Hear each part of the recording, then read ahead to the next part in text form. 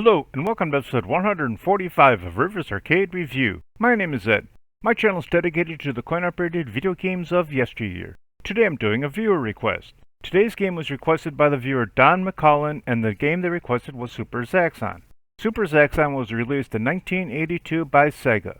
My first time playing this game was at Chesdan's King Pizza in Chicago, Illinois. Super Zaxxon is a space shooter game in which you control your ship with an 8-way flight-style joystick and a firing trigger. You need to fly across a fortress on an asteroid, shooting a series of enemy targets. This game is a sequel to the popular game Zaxon and plays the same, although it is much harder. This game takes place on a simulated 3D environment. The game begins with your ship in space before entering the asteroid. Just like the original game, you control the ship is just like before, meaning you need to pull down on the stick to cause your ship to rise and push down on the stick for the plane to drop. Just like before, there is a gauge on the left side of the playfield showing how high your ship is relatively to the ground. Moving left and right will move your ship in those directions respectively. The first noticeable thing is the game moves much more quickly than the original. You also have a limited amount of fuel. You will begin with 16 units of fuel. Each unit is displayed with a triangle. Your fuel consumption varies depending on where your ship is flying. While your ship is in the fortress, you will consume 1 unit of fuel every second, and while in the tunnel or in space, your ship will consume 1 unit every 15.5 seconds. There are fuel tanks that you need to shoot to add to your fuel supply. Shooting each tank will add 2 units of fuel to your tank, although you are limited to 16 units of fuel. Once you enter the fortress, there will be guns shooting missiles at you. There are 2 types of guns. There are guns on the ground that will fire missiles vertically. You need to avoid or shoot these missiles because if one contacts your ship, you will lose a life. There are also horizontal guns that will shoot lasers at your ship. These guns will shoot both directly at you as well as horizontally across the fortress. You need to avoid these lasers because you cannot shoot them, although you can shoot these guns for extra points. There are also radar dishes and planes that you can shoot for extra points. On later levels, the planes will fire lasers at you that must be avoided. Throughout the fortress, there will be small walls as well as electrical fences. You need to avoid these items because if you contact either one, you will lose a life. Once you reach the end of the fortress, you need to fly into a hole at the bottom of the end wall.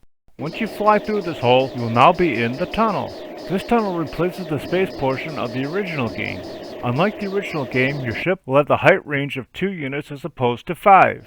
Once you are in the tunnel, you will be attacked by a series of planes. There are 2 types of planes in the tunnel. There are traditional planes that will be flying at you all while shooting at you. The second type of plane will be mine layer planes. These planes will face the same direction as your ship and will have a large mine inside of them. These planes will drop the mines blocking your path. You need to avoid these mines because they cannot be shot. Beginning with level 3, the mine planes will replenish their mines after dropping them in the tunnel. Both planes can be shot for extra points. Once you reach the end of the tunnel, you return to space before entering the second fortress. This fortress has many more walls that will block your entire path. In addition to the walls, there will be electric fences on the top of the walls, leaving you only a small area to fly through. Once you pass through all the walls, you will come to the end of the fortress where you must face the dragons. These dragons replace the robot from the original game. Inside the dragon's mouth is a rocket. You will first face the blue dragon. You need to shoot this rocket 6 times to destroy the dragon. If you don't destroy the dragon in a timely fashion, he will fire the rocket at you. This rocket is heat-seeking and will seek out your ship. You need to shoot this rocket before it hits your ship or you will lose a life. Destroying the rocket either in the dragon's mouth or while flying at you will count as defeating the dragon. You will earn more points for destroying the dragon than just destroying the rocket. If the dragon fires the rocket and it misses your ship, it will retreat, then return, and you must hit the missile another 6 times. Defeating the blue dragon will bring you to the green dragon. This dragon will play the same as the blue one, although it will be a bit faster. Defeating the green dragon will bring you to the red dragon. This dragon will be faster than the green one.